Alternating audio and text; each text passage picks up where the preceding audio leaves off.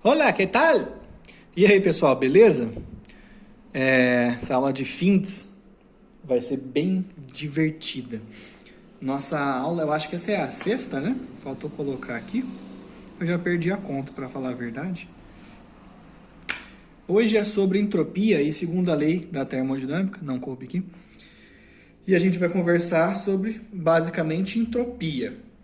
Eu sei que esse é um assunto um pouco delicado, umas pessoas podem ter um pouquinho de medo porque é meio complicado, pode ser difícil de entender, mas é porque muitas vezes o nível de abstração é muito alto e faltam alguns exemplos mais práticos, não necessariamente experimentos, para ajudar a fixação desse conteúdo. E a aula de hoje vai ser focada justamente em fazer vocês entenderem bem o que é entropia, tá? Pelo menos de um ponto de vista. Mais pra frente eu explico isso. Na aula passada, quando eu comecei a falar de transformações e tal, eu falei de uma transformação isotérmica, quando a temperatura é constante entre os estados inicial e final. A gente também tem outros tipos de transformação, como quando a pressão é constante, que é o isobárico. Uma transformação isocórica é quando o volume é constante, e também temos a transformação adiabática, que acontece de forma que não há transferência de energia na forma de calor.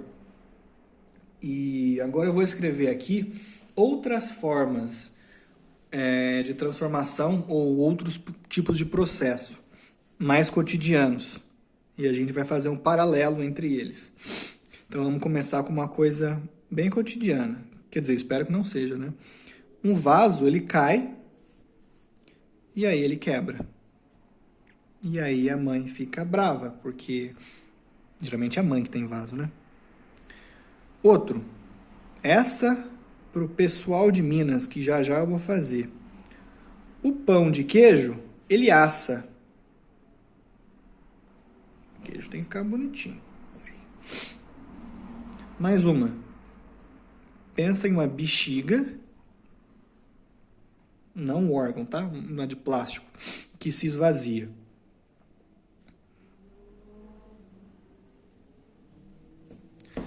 E eu poderia colocar outros exemplos aqui, né? O que tudo isso tem em comum? Vamos pensar o seguinte. Esses são processos. Eu vou colocar um adjetivo aqui. Parece que essa caneta está acabando. Bom, por enquanto acho que ainda dá para enxergar. O vaso cai e quebra. Se você fizesse isso, por exemplo, no vácuo, para não fazer barulho, já que o som é uma onda mecânica, ele precisa de um meio de propagação. Se ele não tiver, não vai ter som. O vaso cai e pá, quebra. Cada pedacinho vai para um canto. Eles tinham uma certa energia cinética, né? Conseguiram se espatifar, se espalhar. Geralmente por conta da queda, já que se ele caiu, é porque estava em um ponto mais alto do que o ponto onde ele bateu. Então tinha uma energia potencial gravitacional ali, que foi sendo transformada em energia cinética. Quando bateu no chão, teve uma colisão. Aí cada parte foi para um lugar diferente, né? Quebrou. Você consegue fazer uma equação em que você mostra a conservação de energia. Nada te impede disso. No entanto, será que você consegue então usar as leis de Newton e inverter o sinal do tempo lá? Para ao invés do negócio cair e espatifar, vamos supor que cada caneta fosse um pedaço do vaso, né? Aí vai cair junto e pá, cada um vai para um canto. Ou não, jogar com força e violência. Aí cada um foi para um canto. Será que você consegue fazer o voltar o filme? O que te impede? A energia é a mesma. Eu não estou violando o princípio de conservação de energia. Eu deveria poder. Mas alguém já viu uma coisa assim acontecer? Não. E nem vai. Próximo. Pão de queijo assa. Não sei como que você vai assar o pão de queijo, mas você esquenta o pão de queijo, acontece algumas reações ali em que vai fazer com que ele asse. Você poderia fazer o contrário, de desassar ele? Bom, poderia. A energia que você gastou para esquentar ele fez ele mudar. Você não poderia fazer ele mudar de assado para não assado, devolvendo essa energia, portanto, também obedecendo o princípio de conservação de energia? Ué, se eu for obedecer a conservação de energia, acho que eu posso. Mas vai acontecer isso? Graças a Deus não, né? Seria o cúmulo. Mesma coisa da bexiga. Tá lá uma bexiga cheia de gás. Aí é de aniversário. Você gastou 5 minutos soprando até ficar roxo para encher a bexiga. E aí na hora de dar o nó, ela escapa e todo aquele gás ele vai embora. E aí ela cai no chão, já vazia, começa a ser molhada pelas suas lágrimas de tristeza e ódio. E não importa quanto tempo você encare essa bexiga com sangue nos olhos, ela não vai pegar as moléculas de gás que você colocou ali dentro, elas não vão entrar na bexiga e encher ela de novo para você rapidinho pegar e sabia! E agora você dá o nó. Isso não vai acontecer. Mas, se você pudesse conservar a energia desse processo, você teve um esforço ali para você soprar, né? A gente poderia fazer o contrário também. Se a energia se conservar, qual o problema? E aí que eu vou dizer para você o problema. O que esses processos têm em comum é que todos eles são irreversíveis.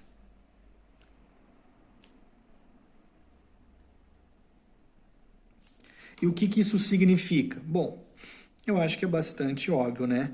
Depois que eles acontecem, não tem volta. A bexiga não vai pegar cada um das moléculas de ar que estavam lá presas, numa certa pressão, aí isso virou uma energia cinética que foi para fora, e, energia cinética para um lado e para o outro é a mesma coisa. Então, elas podem voltar para dentro da bexiga e encher ela de novo. Não, isso não vai acontecer. É irreversível. Depois que a bexiga se esvaziou, ela não vai naturalmente se encher de novo. Claro que você pode chegar lá e encher de novo, mas aí você vai estar pagando o mesmo preço. 2 vezes. Pão de queijo, ele não vai desassar, encher no seu botijão de gás de novo. E o vaso, ele não vai juntar as partes dele e voltar para cima da estante. Aconteceu? Já era. É irreversível. Não volta. E o que a gente tem para dizer sobre isso? Do ponto de vista da energia, tá tudo ok. Eu vou até escrever isso. Se algum desses processos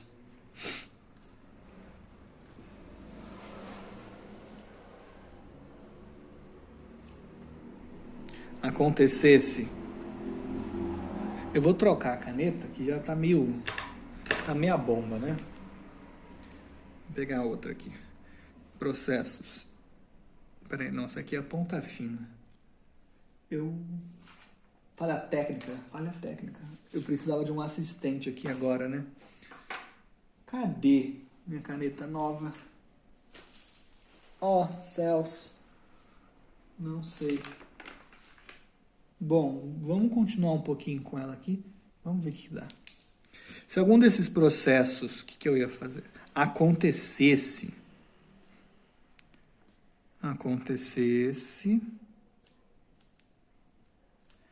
de trás, esse trás é com S, hein? Para frente. Ixi, agora já chegou no nível que vai ficar difícil, né?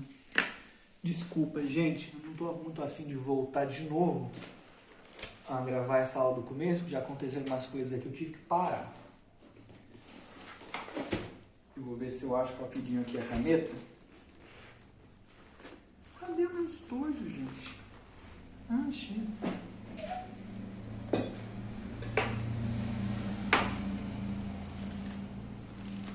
Achei o estojo e achei a caneta. Aê!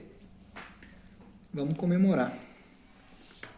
Então, se algum desses processos acontecesse de trás para frente, pensa só, você tá olhando lá, o vaso caiu, quebrou, você tá chorando. Aí você chora com tanta força que o vaso ele se reconstrói. Nossa, esse dia ia ser louco, hein? Isso, segundo esse processo acontecesse para frente, não violaria, tô no individual, singular. Não violaria a conservação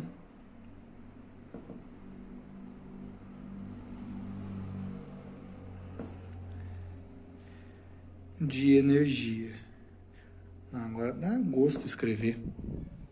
Não violaria a conservação de energia. Então, se a energia não impede isso de acontecer, quer dizer que a conservação de energia não manda em nada aqui. E é isso que eu vou dizer. Não é a energia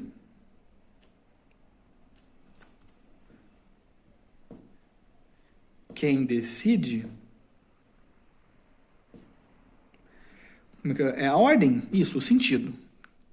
O sentido com que as coisas acontecem, né? Com que as coisas... Não é ela que decide isso. Então, quem decide? Porque claramente existe uma preferência. Quem que estabelece isso? É o que a gente vai ver agora. É outra coisa.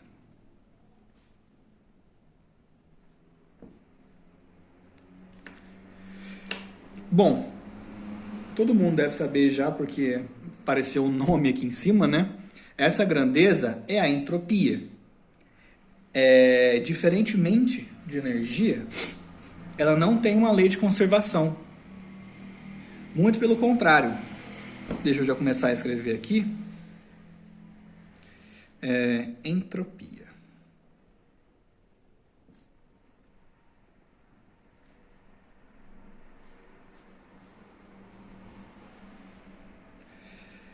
A entropia funciona da seguinte forma. Como eu disse, ela não vai ter lei de conservação, tá? E a gente dividindo os processos em reversível e irreversível, a gente percebe que para processos reversíveis, essa entropia, quando a gente vai medir a entropia do início e do fim para fazer a variação, se o processo é reversível, não muda. Então, ΔS, e aqui é o S, que vou colocar aqui, entropia isso, S. E a sua unidade, aí, bom, eu vou mostrar depois, aí eu volto aqui para preencher.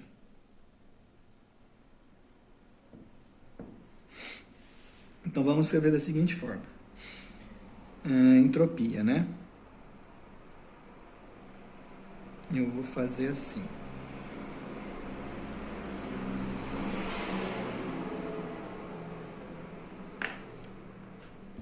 Vou pegar essa caneta para longe para não pegar ela.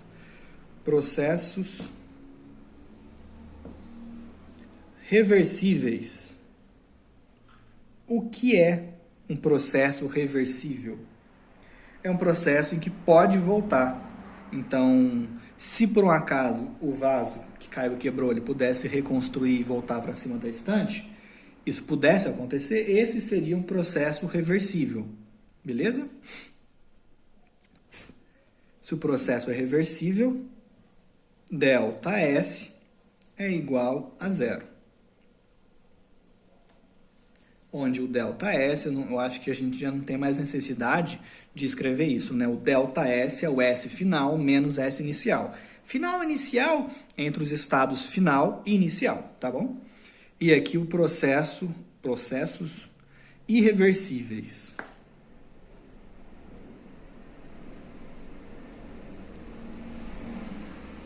Aqui é o contrário. O ΔS é maior do que zero.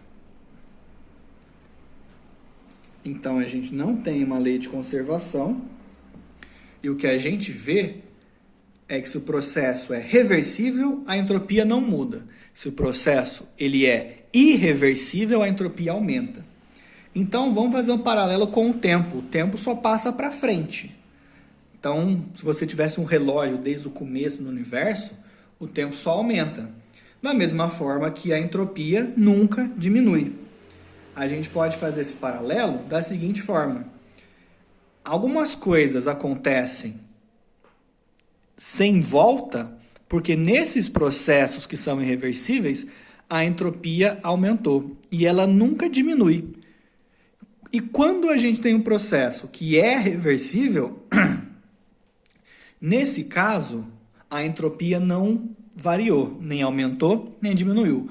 Portanto, você ir do inicial para o final, do final para o inicial, se for um ciclo, por exemplo, a gente vai ver isso na próxima aula, um ciclo que é composto por etapas que são sempre transformações reversíveis, como algumas isotérmicas e adiabáticas. Nesse caso, tanto faz ir para frente ou para trás, porque a entropia não mudou. É a entropia quem dita se o negócio vai para frente ou para trás. Quando aumenta, não pode voltar. Quando não muda, você faz o que você quiser. Você pode ir e vir que eu não estou nem aí. Tá bom? Então é por isso que muitas vezes o pessoal fala que a entropia, ela que dita a seta do tempo. Porque ela que vai falar se o negócio vai para frente ou não. Ou se ele pode vir para trás. Tá bom? Da entropia, a gente tem duas definições. Nossa, ficou feio isso aqui. Vou fazer assim para parecer que está simétrico. Ó. Escapei bem, né? Duas definições.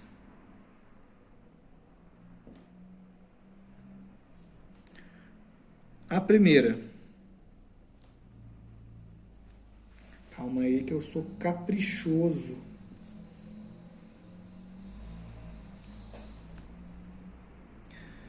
Faz em preto mesmo. A gente pode definir a entropia como um nível de organização ou formas de se arranjar os átomos de um certo sistema. Pode parecer estranho? Pode. Mas o que eu quero dizer é o seguinte: se você tem um sistema, ele é composto por moléculas, por átomos, e cada um está em um lugar. A entropia tem uma definição em que você vai estudar como que é essa distribuição, ou então as formas de se arranjar esse sistema. Por exemplo, a gente usa muitas vezes dados, né? Quem já jogou algum jogo que você tem que jogar, por exemplo, 2 dados, e aí você vai associar a soma deles a alguma coisa do jogo. E aí você pode talvez apostar no resultado da soma. Qual que é o resultado mais provável do ponto de vista estatístico? É o 7, se eu bem me lembro. Porque o 7 você consegue com 1 mais 6, 6 mais 1. 2 mais 5, 5 mais 2. 3 mais 4, 4 mais 3. Você tem todos esses, eu acho que são 6 arranjos, né, possíveis para o mesmo. E, não, eu quero apostar numa soma 2. Tá, os 2 dados, então tem que sair 1 para você conseguir somar 2. Qual que é mais provável? Com certeza soma 7. Então, eu estou falando nesse sentido, de forma de arranjar, entendeu? Se eu quero que a soma seja 7, eu tenho que ter esses arranjos aqui. Se eu quero que a soma seja 9, tem um número de arranjos menor. E por aí vai. Aí, eu não vou entrar em detalhes, porque isso a gente não vai ver no CIAP, embora no curso de fenômenos térmicos eu tenha mostrado isso para o pessoal. Que as formas que a gente tem de arranjar o nosso sistema influenciam na entropia. Então, eu vou deixar aqui só como uma curiosidade para vocês saberem que existe isso, mas eu não vou me aprofundar. Formas de se arranjar. Arranjar.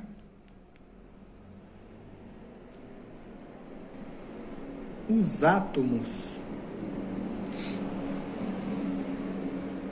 do sistema. Então, essa é uma descrição, uma definição probabilística, né? E a outra é o que a gente vai ver agora, que é em termo, uma definição em termo ou em termos? Termos. Em termos que são de duas coisas. Primeiro, é da energia. Não coube ali o tracinho. Energia que o sistema troca na forma de calor. Cabe aqui? Acho que cabe. Na forma de calor por unidade de temperatura. Vocês não conseguem enxergar por causa da minha mão, né? Temperatura. Mas agora vai ficar melhorzinho. Vou deixar aqui um tempinho para quem quiser, sei lá, copiar, não ter que ficar pausando o vídeo, que é meio chato. Então a gente tem essas duas definições. Ih, essa aula vai ser grande, hein? A primeira, como eu disse, envolve formas de você construir o seu sistema átomo a átomo. Quantas possibilidades você tem para fazer a mesma coisa, tá? E uma outra forma é você olhar a entropia do ponto de vista mais termodinâmico mesmo, que é em termos da energia que o sistema... Faltou um troca aqui, né? Que o sistema troca. Na forma de calor por unidade de temperatura. Então, aqui a gente já tem uma certa dica de qual que é a unidade da entropia, né? Energia na forma de calor. Então, eu posso ter caloria ou joule por unidade de temperatura. Então, a gente já vai colocar aqui o Kelvin. Vou mostrar certinho depois porque tem que ser o Kelvin.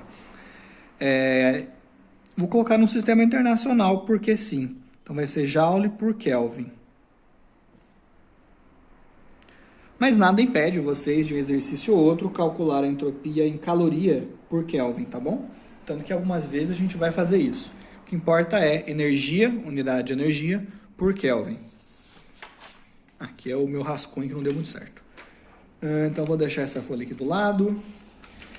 E agora tem uma coisa que eu vou dizer para vocês, mas eu não vou provar porque a demonstração é muito grande e trabalhosa e foge um pouco do objetivo do SIAP, que é o Teorema de Clausius. Vou colocar em vermelho porque ele é chique. A folha não está bem centralizada, né?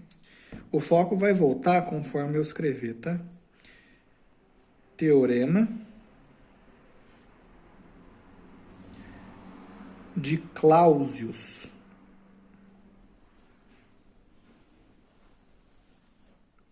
Seguinte, esse cara, ele mostrou uma coisa muito interessante para a gente. Quando a gente olha essa integral aqui, do estado inicial ao estado final,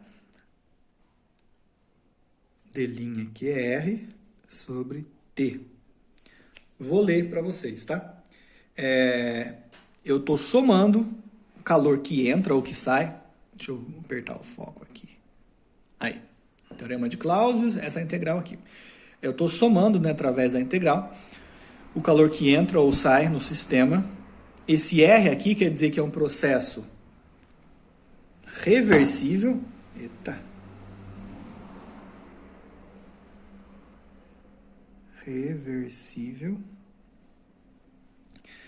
E quando eu mostrei para vocês, eu defini o trabalho, né, dW igual a PDV, por exemplo.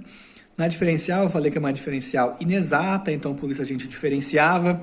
Ou você pode cortar o Dzinho ou colocar a linha aqui. Eu vou usar, já usei nessas duas, vou ficar mais agora com o D', porque eu acho mais fácil de cortar. Eu acho que meu corte fica feio, mas os dois querem dizer a mesma coisa, tá? Então vocês já conhecem os dois.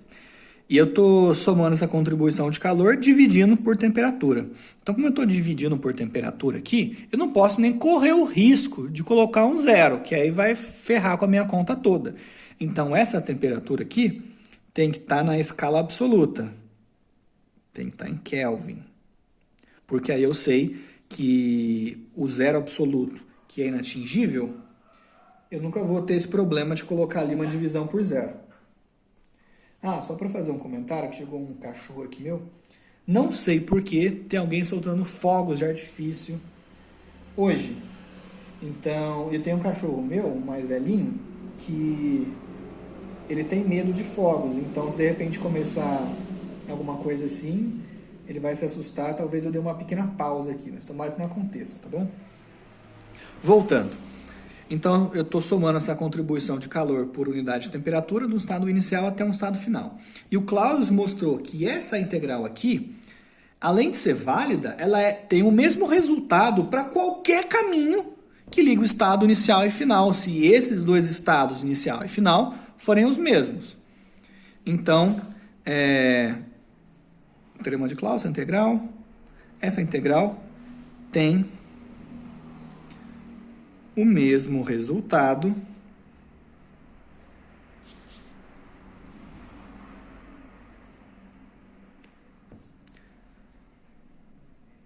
para todos os caminhos, claro que a gente tem que escolher caminhos reversíveis, né? Porque senão esse calor aqui já não está contando mais. Caminhos reversíveis que ligam os estados inicial e final. Também vou falar uma outra coisa que é óbvia,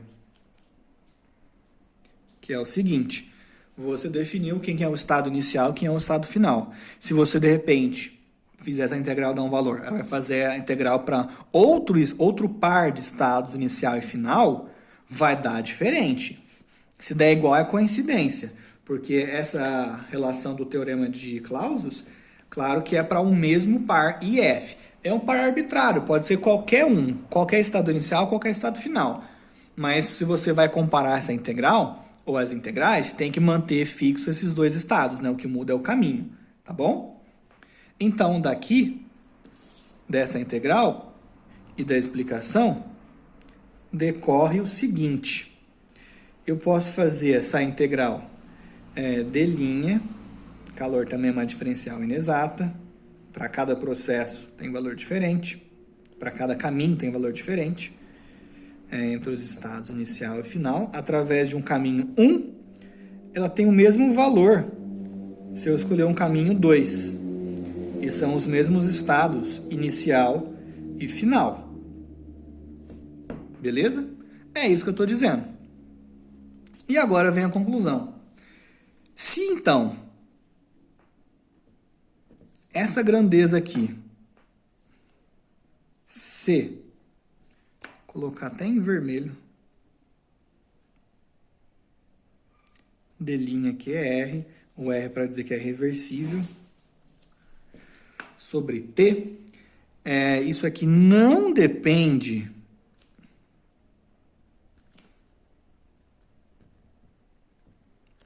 do caminho,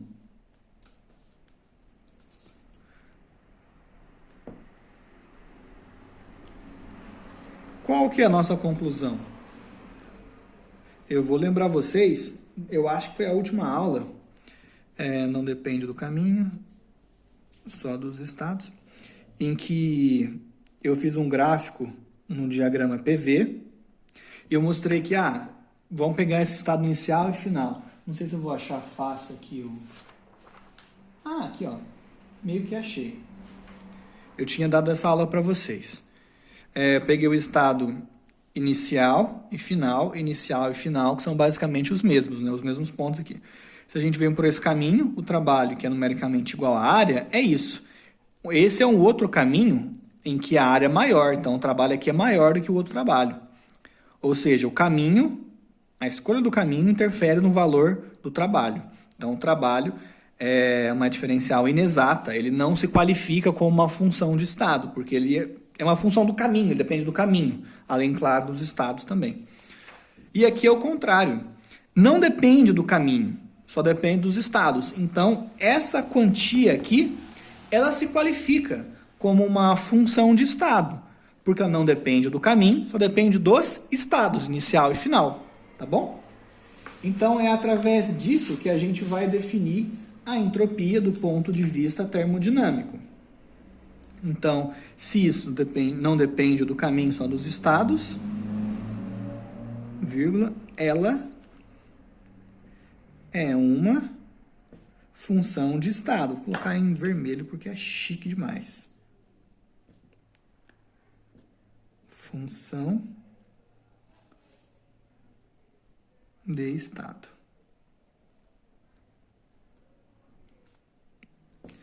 E é aqui que a gente vai definir, agora formalmente, a entropia, que é essa quantia. Reparem que vem através de uma integral.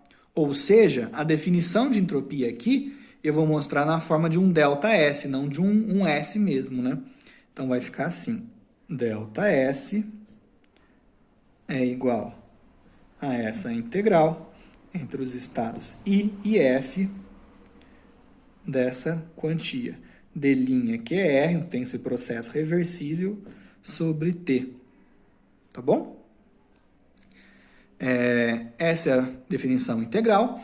E também temos a definição diferencial, que aí se você diferenciar essa expressão, você vai ter que ds é então igual a d' QR sobre t. Lembrando mais uma vez que esse R é de reversível, tá bom? Eu não vou colocar nessa definição aqui qual que é a unidade de ΔS, ou de F, né, da entropia, porque eu já defini aqui, né? A gente colocou Joule por Kelvin, mas também tem caloria por Kelvin. No sistema internacional seria Joule por Kelvin. Vou colocar aqui embaixo entropia. E uma carinha de feliz. Definimos então a entropia. Uma curiosidade é que, se você reparar, a temperatura é uma função de estado, né? Se você está em um estado inicial, você tem uma certa temperatura. Um outro estado tem uma outra temperatura, por exemplo. E não importa o caminho que você pegue para ligar esses dois estados, a variação de temperatura não depende do caminho, só depende dos estados. A mesma coisa para a entropia, acabamos de mostrar. Mas o calor não. Para você sair de um estado inicial e ir para outro final, o caminho influencia muito no valor do calor. Então, ele é uma diferencial inexata, ele não é uma função de estado. Mas você consegue pegar, então, uma coisa que não é a função de estado e dividir por alguém, e aí você obtém uma função de estado. Então, muitas vezes, esse termo 1 sobre t, que é o que multiplica o d'QR, a gente chama de fator integrante, porque ele consegue transformar essa quantidade que não é função de estado em uma função de estado. É uma curiosidade, tá? Eu vou falar aqui só para ninguém dizer que eu não falei, mas eu não vou me aprofundar nisso também não.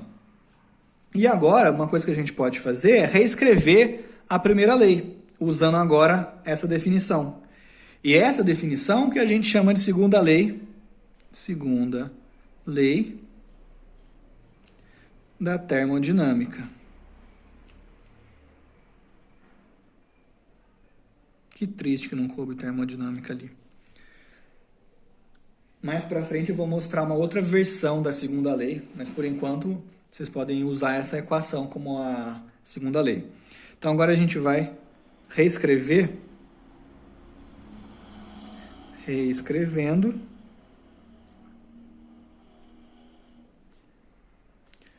a primeira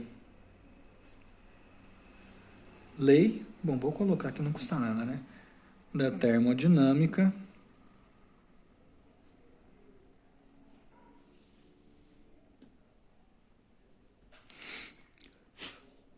Sujeirinha ali, chata. Bom, a gente tinha, eu vou colocar ela já na forma diferencial, tá? O ΔU agora é dU, que era igual ao calor, que agora é dQ, com a linha porque ele é inexato, menos o trabalho d'W, tá bom? O trabalho, a gente viu lá na definição, que ele pode ser escrito como PDV, tá bom? E aqui também a gente vê que eu poderia fazer um paralelo, né? Porque aqui a gente tinha uma função que não é de estado e vem uma função de estado. Aqui a gente tem que PDV é uma função de estado, mas o dW não é. Então a gente tem meio que o oposto aqui, né? Quando você pega o dV e multiplica por P, isso que ambos são funções de estado. Você deixa de ter uma função de estado. E agora eu vou escrever o seguinte: ds é igual a dQ sobre T. Eu vou escrever, então, da seguinte forma: d'QR é igual a TdS. Tá? Só passei o tempo multiplicando. É porque tem um calor aqui, então é isso que eu vou usar. Então, o que vai aparecer aqui é que o dU é igual, d'Q é igual a TdS, menos d'W, que é PDV. Então, menos PDV. E assim a gente consegue reescrever a primeira lei da termodinâmica só em termos Espero que ninguém tenha perdido alguma coisa ali. Só em termos de funções ou variáveis de estado. A energia interna, a temperatura, a entropia, pressão e volume. Legal, né? Muito divertido. Agora eu vou mostrar coisas mais divertidas que a gente pode fazer com a entropia. Então, vou virar aqui a página. Bom, qualquer coisa, se vocês quisessem copiar, é só dar um pause. Eu sei que é meio chato ficar pausando o vídeo, mas para ela não ficar muito longa, já tem 35 minutos. Era para estar acabando essa aula. Vamos lá. Exemplos de cálculo de entropia.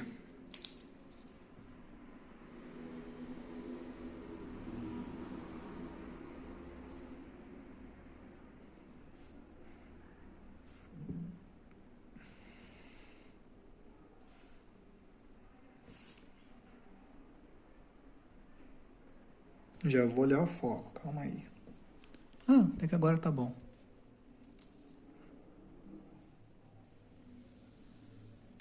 Eu tenho que fazer os meus caprichos, gente. Vocês me desculpem.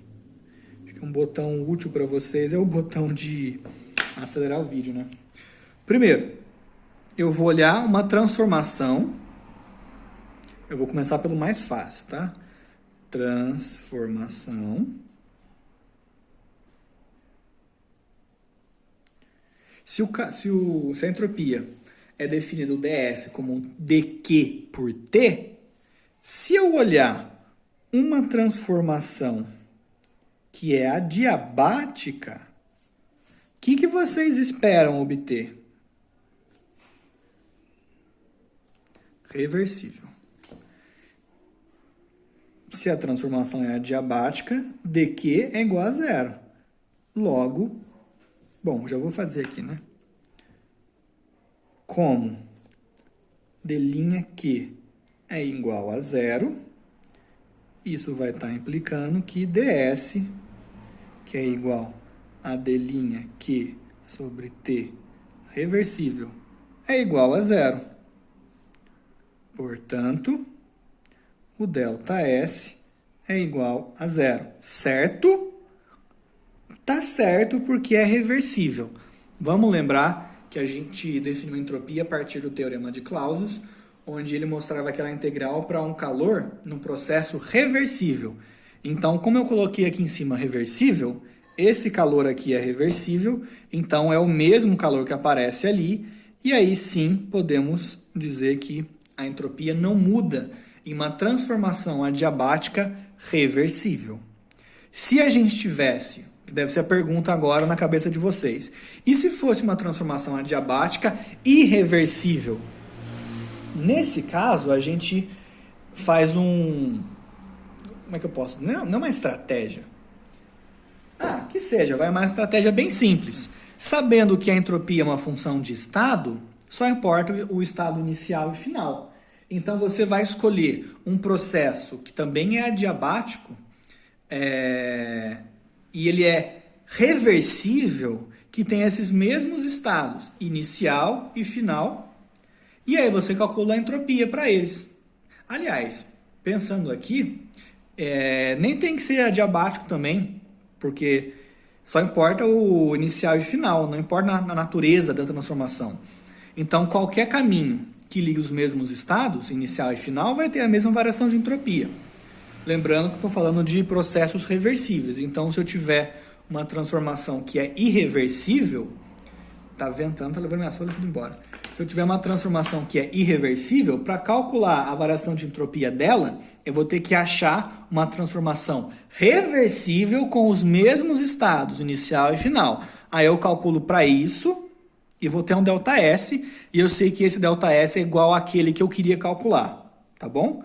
Mas é o ΔS que é igual. Se você for calcular o trabalho ou mesmo a quantidade de calor, não vai ser igual, não necessariamente, tá bom? Porque calor e trabalho não são funções de estado. Quem é a entropia. E aí envolve o que eu falei para vocês do fator integrante, porque mesmo o dq que vocês estão usando sendo diferente, quando divide por t e integra, isso faz com que vire uma função de estado. Vou tomar um golinho d'água.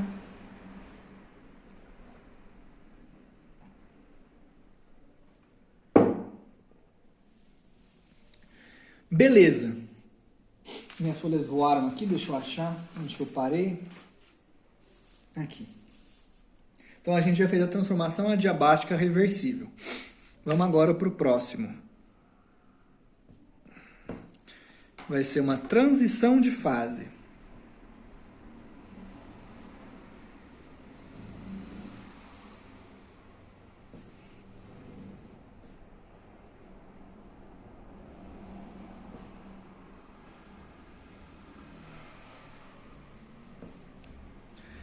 Vamos supor, então, que a gente tem uma substância aí que está mudando o seu estado de agregação ou a sua fase. Então, a gente já sabe que o Q igual a ml é o calor latente que a gente vai usar. E aqui eu posso escrever como D'Q, colocando a forma diferencial, que ele vai ser igual a dm vezes o L. Beleza? Então, já vou usar aqui que o D'Q sobre T, que é a nossa diferencial de entropia, isso leva aqui o delta, vai caber aqui? Acho que vai. Isso leva a delta S igual a integral de D'Q sobre T. Então, vai aparecer aqui um dm L sobre T. Tá bom? Estou usando a forma diferencial porque é útil. É bom a gente acostumar a usar. Mas nesse caso específico não vai precisar. Por quê? Nessa integral aqui, o foco tá legal?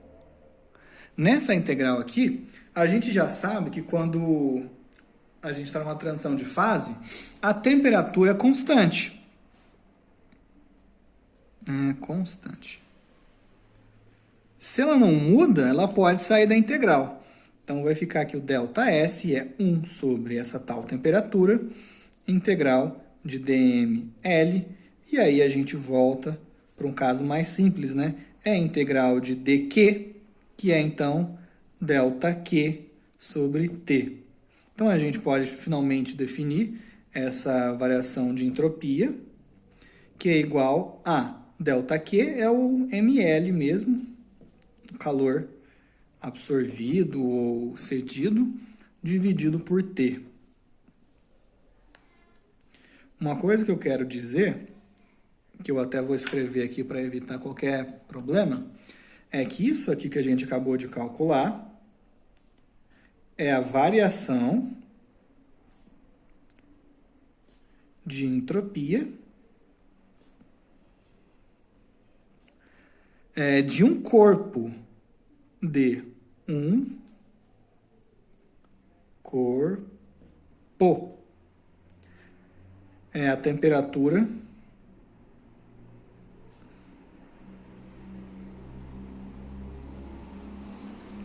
T, tá bom? Já vou até jogar uma bola, levantar a bola para lá na frente a gente cortar. Quando eu disse que a entropia ela nunca diminui, ela só aumenta ou permanece constante, isso a gente diz para o nosso sistema sendo o universo, porque pode acontecer de você ter um sistema com vários corpos, várias substâncias, e cada um tem uma variação de entropia.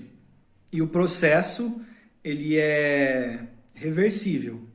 Você até pode ter uma variação de entropia de um corpo negativa, mas vai ter uma variação de entropia de um outro corpo positiva e igual em módulo, de forma com que a soma desses dois sistemas que compõem o universo faz com que a variação de entropia do universo seja zero. Então, essa máxima de entropia nunca diminui é para o universo.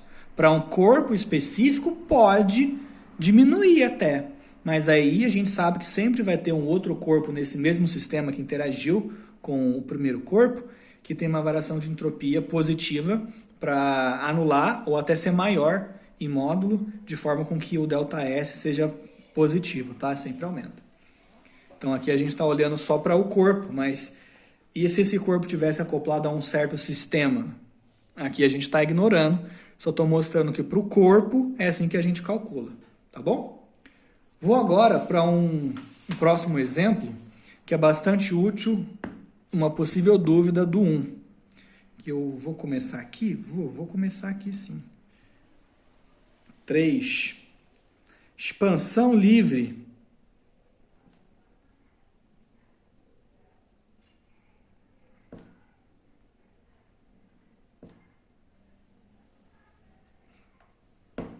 A expansão livre é um caso muito especial. Na aula passada eu já dei mais detalhes, então que eu vou passar mais batido. A gente já viu que na expansão livre não tem, as moléculas do sistema não tem ninguém para elas fazerem trabalho sobre ou para fazerem trabalho sob elas, entendeu? Depende de quem está fazendo trabalho em quem. Então, como não tem ninguém ali, o trabalho é igual a zero. Ao mesmo tempo que também a gente tem a ausência de um outro corpo, um outro meio, uma substância para trocar calor. Então, o calor também é zero. E aí a gente também tem, como consequência, né, da primeira lei, que o ΔU igual a zero. Está parecendo menos? Vou colocar setinhas então, assim. Beleza? E aí você é tentado a achar, poxa, se o calor é zero, pá! Já sei então que a entropia vai ser zero, a variação da entropia. Se o calor é zero, é igual a esse aqui. Não, não é igual, porque a expansão livre é um processo irreversível. Então você não pode usar essa equação aqui da segunda lei. ds igual a d' QR sobre T, porque esse calor aqui é reversível. O que aparece aqui não é reversível, tá bom? Então, embora a gente tenha isso aqui, não significa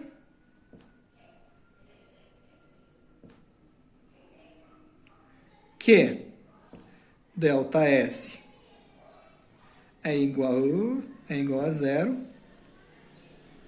pois esse é um processo irreversível. Irrever tá bom. Então, o que a gente tem que fazer? Como eu disse, quando eu expliquei a gente tem que achar um processo que é reversível, que tenha os mesmos estados inicial e final. Então, devemos calcular ΔS usando um processo reversível com os mesmos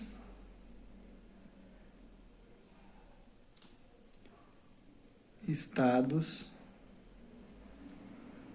Vou colocar I e F, porque não vai caber inicial e final. Tá bom? Eu sei que quando eu escrevo ali embaixo fica um pouquinho ruim para ler, mas acho que agora tá bom, né? Então, vamos lá. Eu vou usar essa... não, isso aqui eu já estava usando, tem que trocar mesmo. Então, a gente vai trocar o processo para poder calcular a entropia. O foco perdi, mas ele vai voltar quando eu estiver escrevendo. Então, vamos dizer que o estado inicial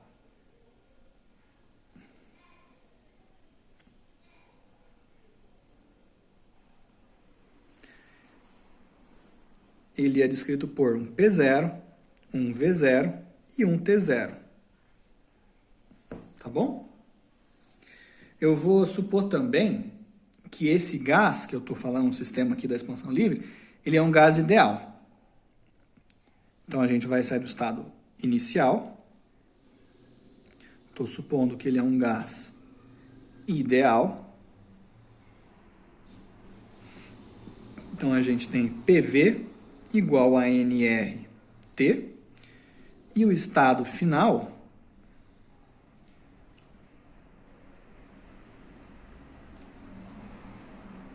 eu tenho P, V e T.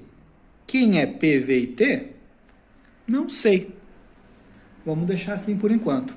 O que eu sei é, se é uma expansão, já tem uma condição atrelada aqui. Isso implica que o volume final é maior do que o volume inicial, senão é expansão, tá bom? Então, vamos fazer o seguinte agora. A gente vai olhar para a primeira lei. Eu vou escrever aqui em preto. Primeira lei. du é igual a d' Q menos dw. E agora eu já vou falar que o processo que eu estou usando é um processo reversível, então eu vou colocar o R ali no d' Q, tá bom?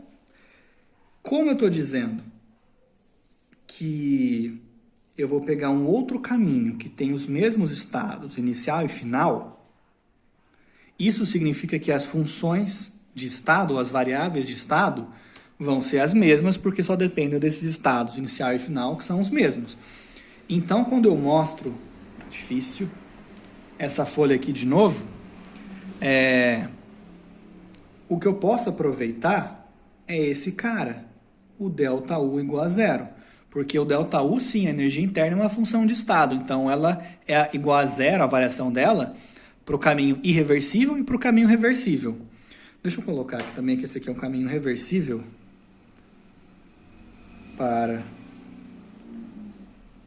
o caminho reversível.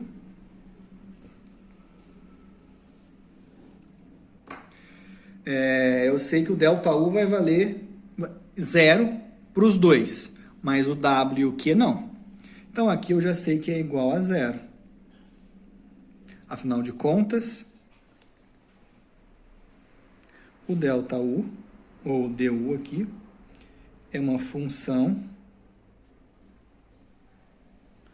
de estado. E aí a gente tem, então,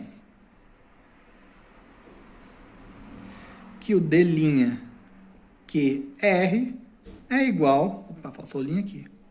O D' W, diferencial de calor, um processo reversível, é igual ao diferencial de trabalho. E a gente sabe muito bem escrever qual que é o diferencial de trabalho. A gente já usou antes. É o PDV. Então, eu tenho como calcular já. Vamos usar o gás ideal, a equação de gás ideal, o Clapeyron, usando PV igual a nRT. Então, quem que é o P?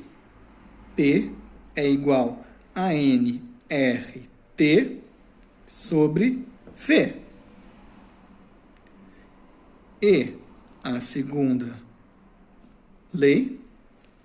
E aí a gente vai ter que ds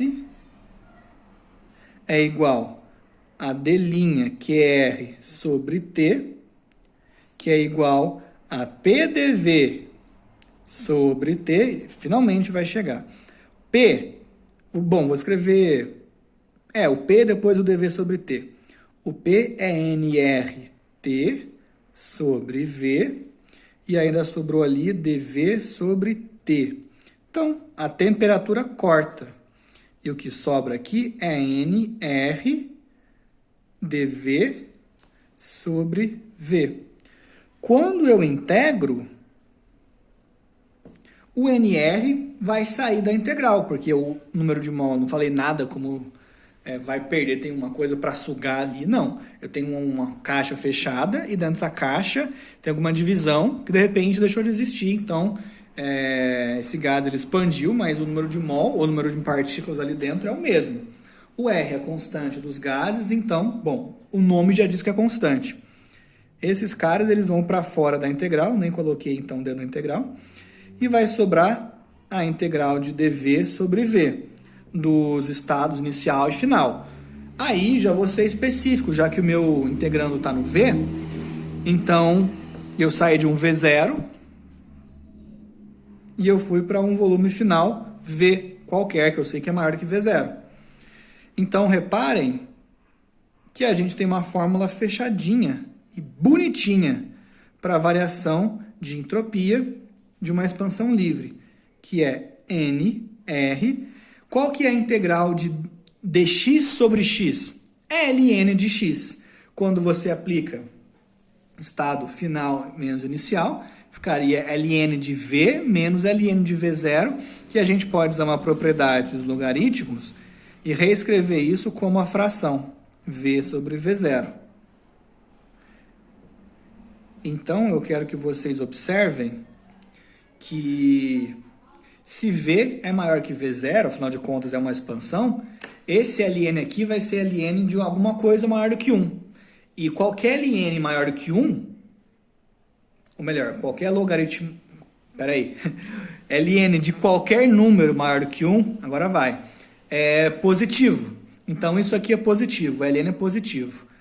O N e o R sempre são positivos, então, obrigatoriamente, essa variação de entropia é sempre maior do que zero se for uma expansão. Se não tiver expandido, V é igual a V0, ln de 1 é igual a zero, então ΔS é igual a zero também. A gente poderia até reescrever esse NR aqui como P0, V0 sobre T0, mas aí geralmente é mais fácil deixar em termos de NR mesmo, né? São constantes. Beleza? Então aqui eu mostrei como que você usa um caminho reversível para calcular a variação de entropia de um processo que é irreversível como a expansão livre. O que mais que eu tenho para hoje? Ah, verdade. Então eu vou fazer um exercíciozinho com vocês. Vai caber aqui? Não vai. Mas eu vou começar aqui. Que é do Moisés no Sensveig 4, né?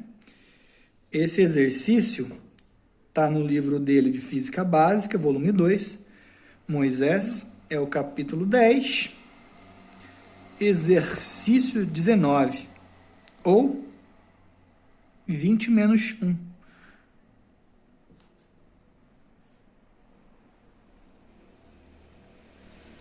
Aí.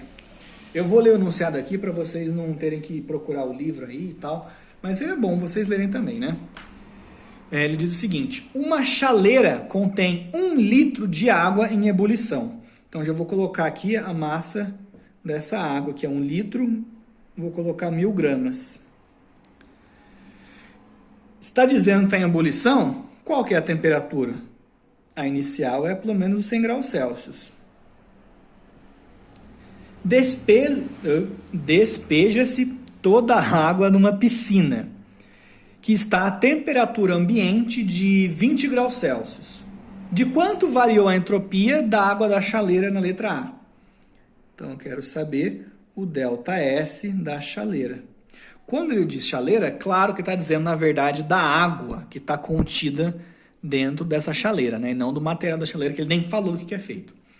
E na letra B, de quanto variou a entropia do universo. Então, o que vai acontecer? Você tem uma água que está a ponto de ferver. E você joga ela numa piscina, que está com água, claro, a 20 graus Celsius. Aqui a gente tem que, primeiro analisar o seguinte. O equilíbrio térmico vai ser em qual temperatura? Vai ser entre 20 e 100? Eu vou dizer que vai ser em 20 mesmo.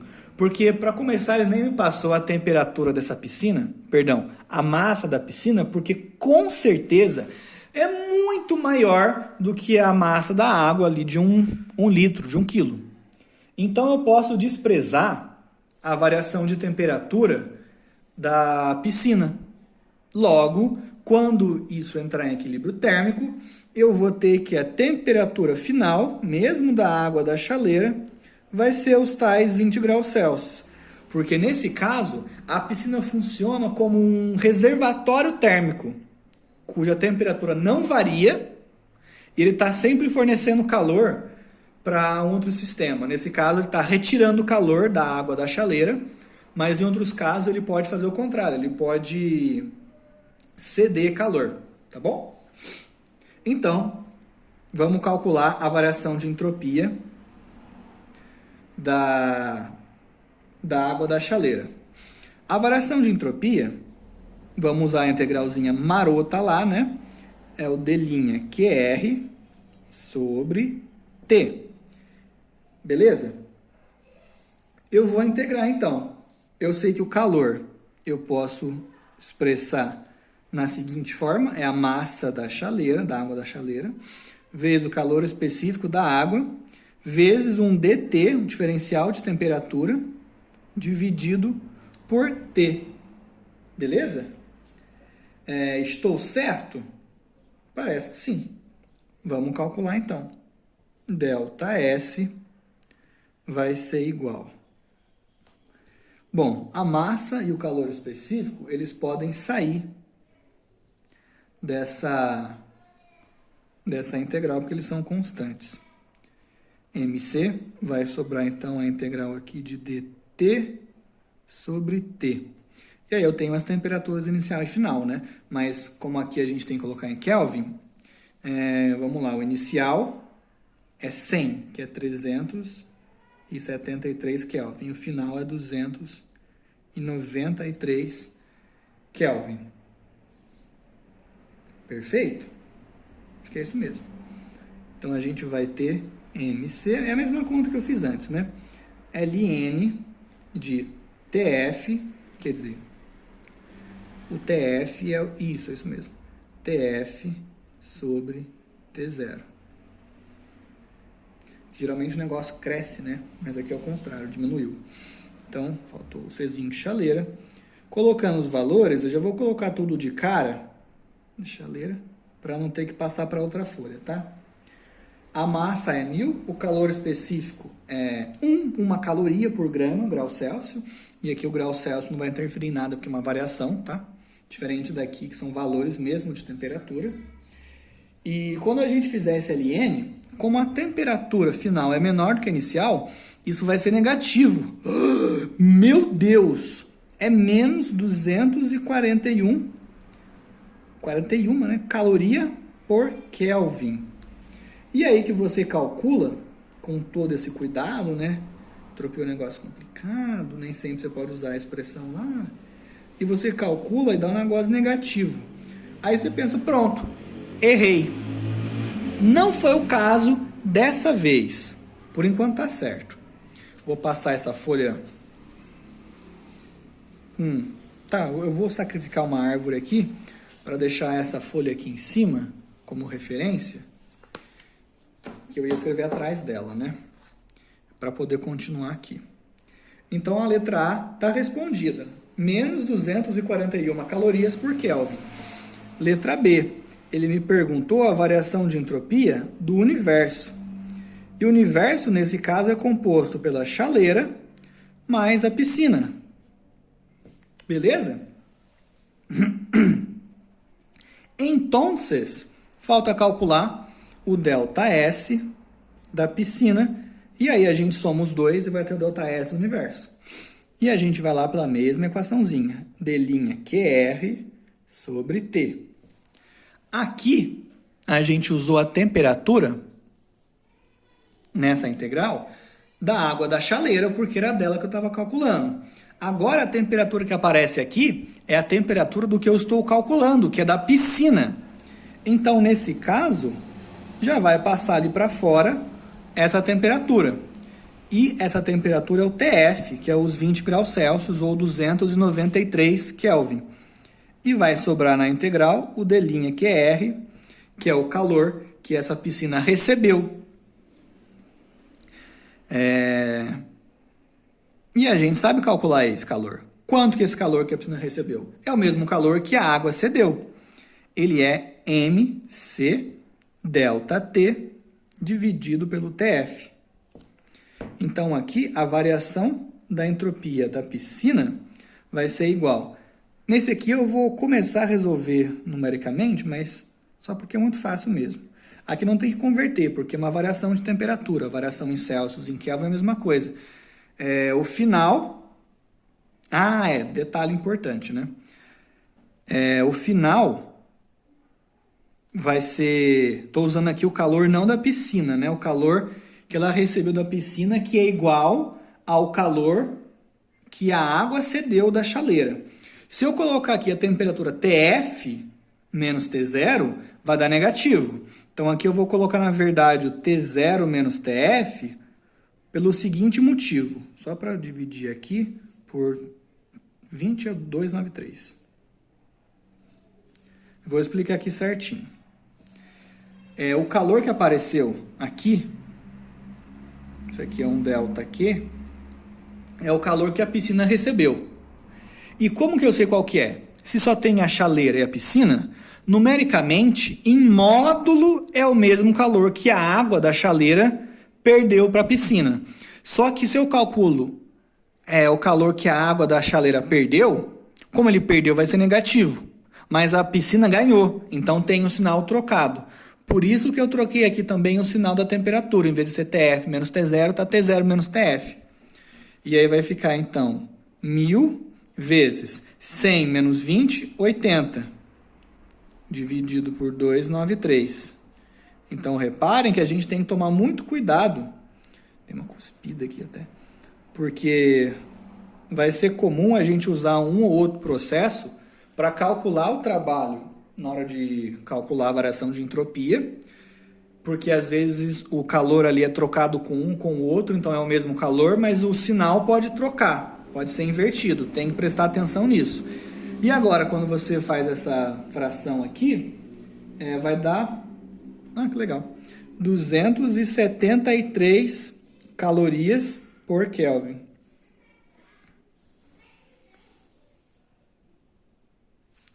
Então, o ΔS do universo é igual ao ΔS da piscina mais o ΔS da chaleira, que é igual. O da piscina é 273. O da chaleira é menos 241. Então, o ΔS do universo é igual. Bom, 200 vai embora, 73 menos 41 vai dar 32.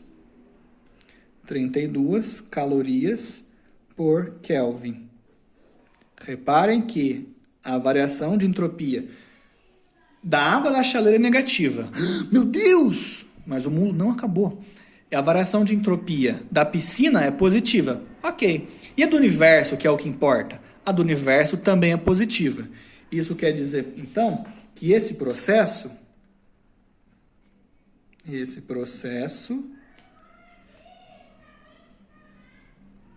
ele é irreversível.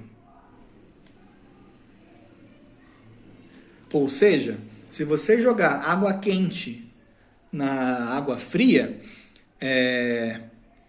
o calor vai fluir da água quente para a água fria, até que a água quente se esfria, né? E claro que a água fria vai esquentar um pouco, mas se for uma piscina, você pode desprezar.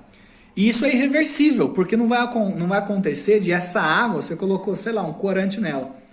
Essa água, ela não vai começar a roubar, que já está a mesma temperatura da piscina, essa água não vai começar a roubar calor da água da piscina a ponto de chegar a 80 graus Celsius de diferença.